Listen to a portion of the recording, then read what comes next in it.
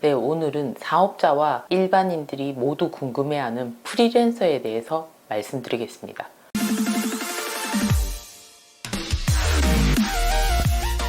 인건비 하면은 정규직 직원도 있고 아르바이트생, 일용직도 있고 프리랜서도 있습니다. 프리랜서란 단어는 많이 들어봤는데 그게 어떤 거지? 하고 생각하시는 분들이 있죠.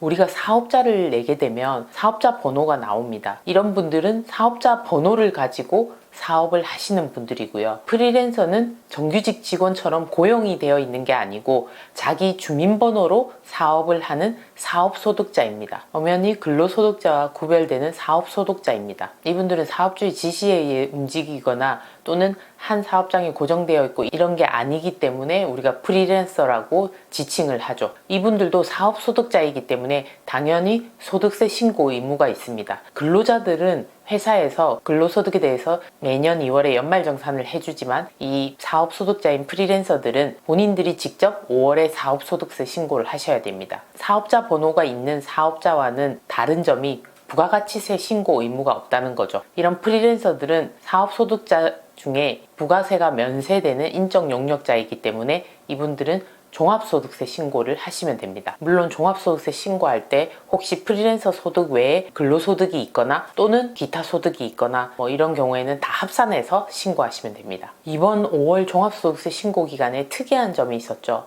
예전 같으면 프리랜서 사업자들이 세무대리인, 즉 세무사나 회계사 이런 분들을 찾아가서 신고를 많이 의뢰를 했었는데요. 또는 본인들이 직접 하시거나. 근데 이번에는 어플을 이용해서 많이 했다고들 합니다. 이번 진짜 5월 신고 기간에 네이버 검색창에 땡땡3 프로그램이 엄청 나왔었죠. 그거 외에도 다른 프로그램들이 있습니다. 사실 저도 개발하고 싶은 욕망이 막 생길 정도로 요즘 프로그램이 많이 쏟아져 나오고 있습니다. 본인들이 홈택스에 들어가서 직접 신고하실 수도 있고 또는 세무대리인한테 맡길 수도 있지만 이런 프로그램에서 값만 집어넣으면 세금 신고가 되게 이렇게 만들어 놓는 거죠. 근데 생각해 보시면 우리가 단순하게 신고할 수 있는 방법은 이 방법으로 신고하시면 정확하게 세금을 납부하시거나 환급받을 수 있습니다.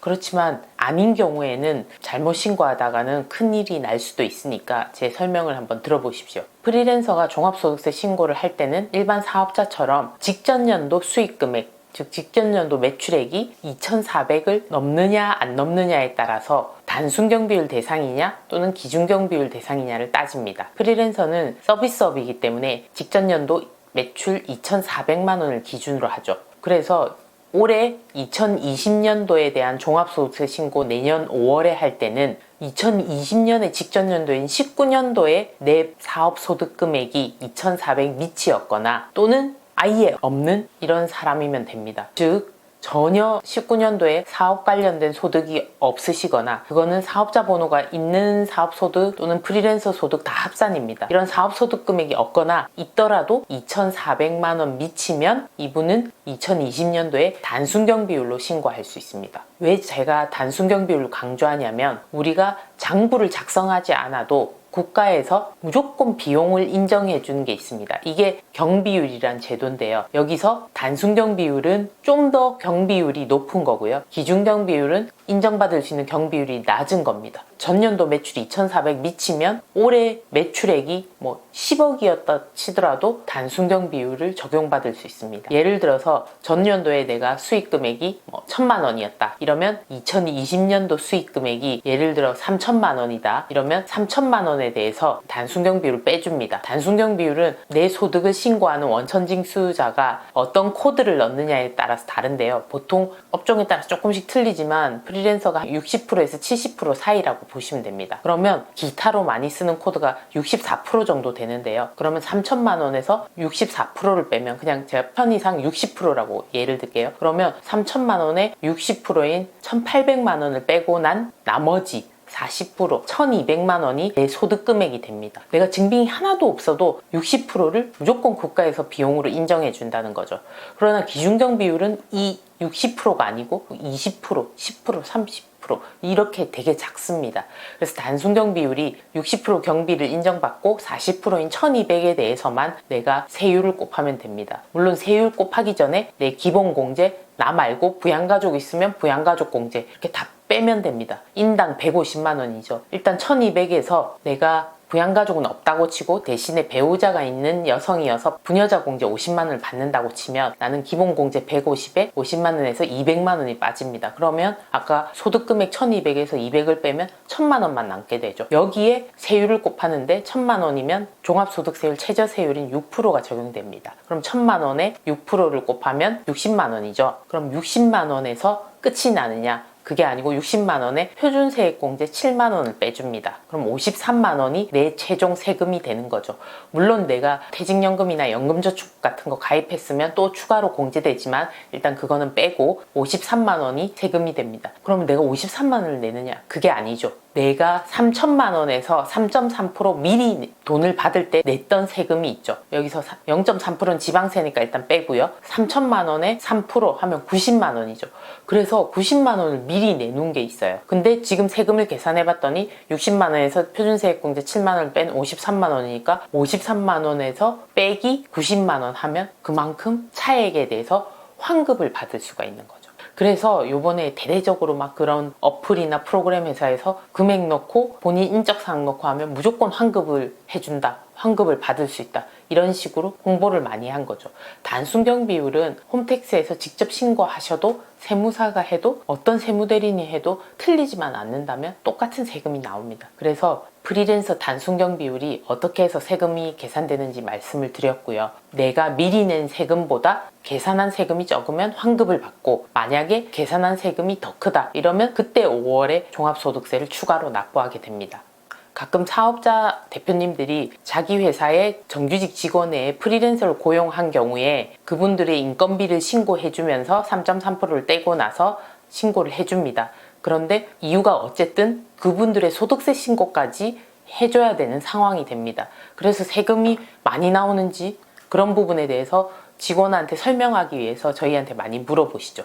방금처럼 이런 설명을 드립니다. 그런데 이분이 19년도는 2,400이 안 됐기 때문에 2020년도 종합소득세 신고를 2021년 5월에 할 때는 단순경 비율로 세금을 환급을 받았습니다. 그렇지만 2021년도 소득에 대한 거를 2022년 5월에 신고할 때는 이분은 단순경 비율 대상이 될까요? 안 되겠죠. 왜냐하면 제가 얘를 3천만 원으로 들었기 때문에 이분의 2020년도 매출액이 3천이었기 때문에 2021년도 경비율 판단을 할 때는 이분은 2,400이 넘었기 때문에 기준경비율 대상이 됩니다. 그래서 비용이 적게 들어가기 때문에 아무래도 세금이 더 많이 나오겠죠. 이런 설명을 드리면 대표님들이 2,400을 안 넘는 수준에서 하면은 세금이 적게 나오는 단순경비율 구간이구나 하고 이해를 하십니다. 그리고 나면 이분들도 사업자이기 때문에 5월에 종합소득세를 신고하고 나면 건강보험료에 문제가 생기겠죠.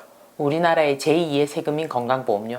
지역가입자, 이런 프리랜서는 자기 사업장 밑에 인건비를 신고하지를 못하기 때문에 일단 인건비 신고가 없기 때문에 본인들은 직장가입자가 아니고 지역가입자로 건강보험료를 내게 됩니다.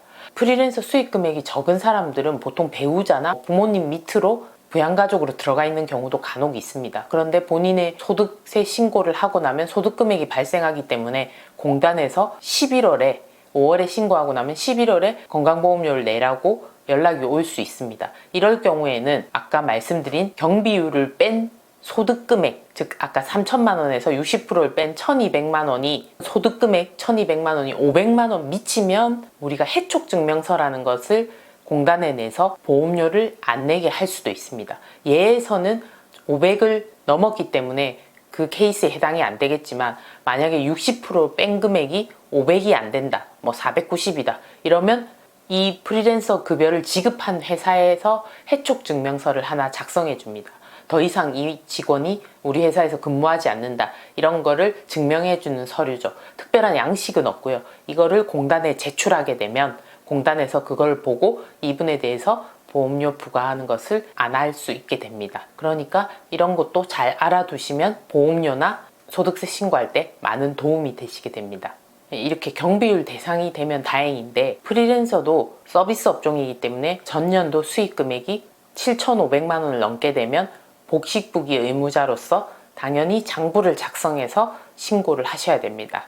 그렇지 않으면 가산세도 내셔야 되고 세금도 많이 나오겠죠. 그래서 똑같이 서비스 업종하고 똑같은 판단 기준으로 연매출 7,500이 넘으면 복식부기 의무자로서 장부 작성 의무가 부과된다, 이렇게 생각하시면 되고요. 연매출이 5억이 넘어가게 되면 성실신고 사업자가 됩니다. 여기서 7,500, 즉 복식부기 의무자 기준은 전년도 매출액 기준으로 판단하고요. 성실신고 사업자는 당년도 매출액 기준으로 판단합니다. 프리랜서인 경우에도 수익 금액이 높은 사람들이 장부 작성을 안 하고 신고하게 됐다가 문제가 많이 되는 경우가 있습니다. 대표적인 게 연예인들 같은 경우이겠죠. 프리랜서도 똑같은 사업자이기 때문에 수익 금액에 따라서 장부 작성도 철저하게 하셔야 됩니다. 이상 프리랜서 사업 소득에 대해서 설명드렸습니다.